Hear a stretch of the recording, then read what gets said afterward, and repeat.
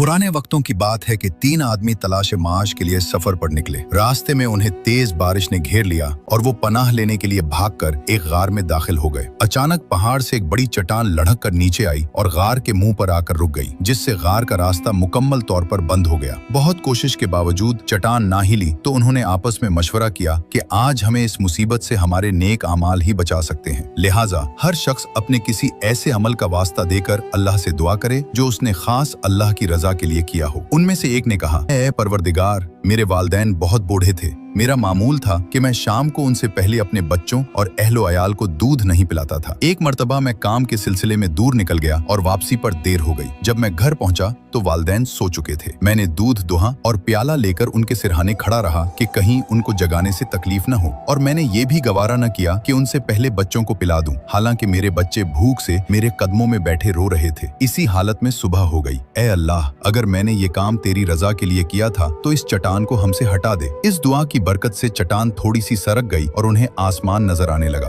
मगर निकलना मुमकिन न था। फिर दूसरे ने दुआ की, ऐ अल्लाह, मेरी एक चचाजाद बहन थी जिससे मैं बेहद मोहब्बत करता था। मैंने उससे अपनी ख्वाहिश का इजहार किया मगर उसने इनकार कर दिया। फिर एक साल कहत पड़ा तो वो मजबूर होकर मेरे पास आई। मैंने उसे 120 दीनार इस शर्त पर दिए कि वो मेरे साथ तन्हाई इख्तियार करे। वो मजबूर थी, मान गई। जब मैं उस पर काबू पा चुका तो उसने कहा, अल्लाह से डरो, यानी गुनाह न करो। ये सुनकर मेरे दिल में तेरा खौफ पैदा हुआ। मैं फौरन पीछे हट गया और वो सोना भी उसे दे दिया और गुनाह से बाज रहा। ऐ अल्लाह, अगर मैंने ये अमल सिर्फ तेरे डर और रजा के लिए किया था तो हमारी मुश्किल दूर फरमा। चट्टान मजीद थोड़ी सी हट गई, लेकिन अभी भी निकलने का रास्ता नहीं बना था। आखिर में तीसरे शख्स ने दुआ की, ऐ परवरदिगार, मैंने कुछ मजदूरों से काम करवाया और सबको उनकी मजदूरी दे दी, सिवाय एक मजदूर के जो अपनी मजदूरी छोड़कर चला गया। मैंने उसकी रकम को कारोबार में लगा दिया, यहाँ तक कि उससे माल बहुत बढ़ गया। एक अरसे बाद वो मजदूर वापस आया और कहा, ऐ अल्लाह के बंदे, मुझे मेरी मजदूरी दे दो। मैंने उससे कहा, ये जो ऊंट, गायें, बकरियां और गुलाम तुम देख रहे हो, ये सब तुम्हारी मजदूरी है। उसने कहा, मुझसे मजाक न करो। मैंने कहा, मैं मजाक नहीं कर रहा, ये सब तुम्हारा है। चुनाचे वो अपना सारा माल ले गया और कुछ भी न छोड़ा। ऐ अल्लाह, अगर मैंने ये दयानतदारी सिर्फ तेरी रजा के लिए की थी तो बाकी चट्टान भी हटा दे। ये दुआ खत्म होते ही अल्लाह के हुक्म से वो चट्टान गार के मुंह से मुकम्मल तौर पर हट गई और वो तीनों सही सलामत बाहर निकल कर चल दिए। मुश्किल तरीन वक्त में जब कोई दुनियावी सहारा नहीं बचता, तब सिर्फ अल्लाह की मदद और इंसान के खालिस नेक आमाल ही काम आते हैं। वालिदैन की खिदमत, पाकदामनी और अमानतदारी ऐसी अजीम नेकियां हैं जो पहाड़ जैसी मुसीबत को भी टाल देती हैं। इसलिए हमें ऐसे नेक आमाल जरूर करने चाहिए जो सिर्फ अल्लाह की रजा के लिए हों, ताकि वो हमारी नजात का जरिया बन सकें।